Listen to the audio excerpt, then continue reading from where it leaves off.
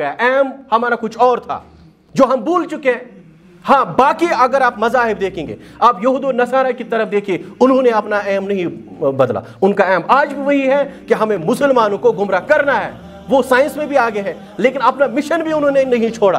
वो अपना काम कर रहे हैं, लेकिन मुसलमान सिर्फ फिजिक्स और केमिस्ट्री पर रुक गए। मुसलमान सिर्फ दुनियावी पॉलिटिक्स पर रुक गए। मुसलमान सिर्फ मकान बनाने पर रुक गए। कुरान का जवाब कौन देगा अल्लाह ताला के सामने? और बिलखुसूस इस जवानी में, जो साल है ना, जवानी के साल।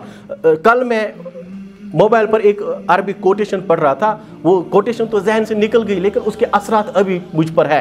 वहाँ एक बूढ़ा शक्ल दिखाया, बूढ़े शक्ल का इंसान दिखाया गया था उस तस्वीर में। फिर अरबी में कुछ अल्फाज लिखे थे जो मुझे एग्जैक्ट याद नहीं, लेकिन मायने क्या और मफहूम क्या था उन अल्फाज का। वो बूढ़ा शख्स जिसके चेहरे से दिख रहा है कि इसने ज़िंदगी कितनी तकलीफ़ों में गुजारी है, और वो कह रहा है कि काश मेरी मुलाकात एक बार जवानी से होती। मैं उसको कहता, मैं आपसे कितना प्यार करता हूँ, आपके चले जाने के बाद मैंने कौन कौन सी मुसीबतें देखी। एक तरफ डायबिटीज़, दूसरी तरफ बून प्रॉब्लम, तीसरी तरफ डिस्क, हार्ट प्रॉब्लम, बाकी प्रॉब्लम्स। इसीलिए इमाम शाफी रहिमहुल्लाह ताला कहा करते थे, उनका एक शेर है इमाम शाफी रहिमहुल्लाह ताला का, मनफातहु तालीम वक्त शबाबिही।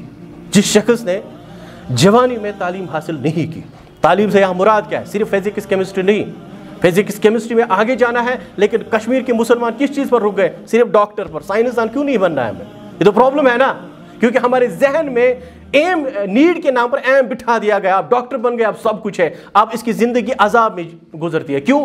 घर से क्लिनिक, क्लिनिक से घर, घर से क्लिनिक, क्लिनिक से घर, बस इसी आवाजाही में इसकी ज़िंदगी गुजर जाती है। बाकी भी तो दुनिया है ना, उसको भी देखो। अपने जहन को आप थोड़ा वसअत दें, थोड़ा समझने की कोशिश करें, कहीं ये ज़िंदगी आपके लिए अजाब तो नहीं है।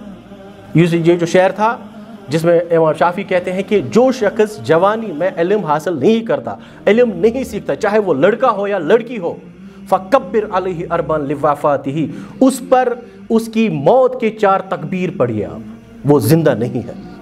क्योंकि ज़िंदगी का सबूत जवानी में देना है। लेकिन हमारा जवान किन चीज़ों में खो गया? ये उन चीज़ों में खो गया जिसको अल्लामा इकबाल एक शेर में एक जगह बताते हैं। थोड़ा बहुत आप इसको समझने की कोशिश करें। अल्लामा इकबाल एक जगह कहते हैं, है निगाह खावे राम मशहूर गरब। ये जो मशरिक, ईस्ट जिसमें हम भी आते हैं, ये जो मशरिक के नौजवान लड़के हैं, इनकी नज़र टिकी हुई है मगरिब की सफ़ेद औरतों पर, और उन औरतों के हुस्न ने इनके दिल पर इतना खूबसूरत असर कर दिया है, हूरे जन्नत से है खुशतर हूरे गरब। इनको लग रहा है अब जन्नत की हूरों की हमें कोई ज़रूरत नहीं है, ये भूल गए हैं उनको।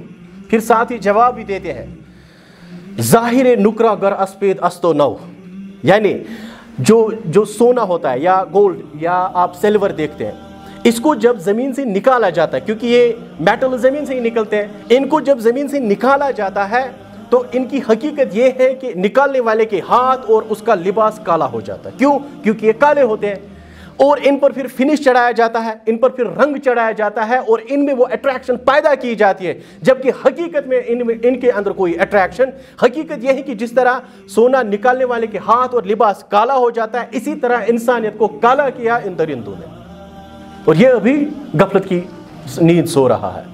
ढूंढने वाला सितारों की गुजरगाहों का, फिजिक्स के जरिए ये आसमान में पहुंचा, इसे गैलेक्सीज पर कब्जा कर लिया, अपने अफकार की दुनिया में सफ़र कर ना सका, लेकिन इसने अपनी कोई फिक्र अभी तक नहीं खड़ा की।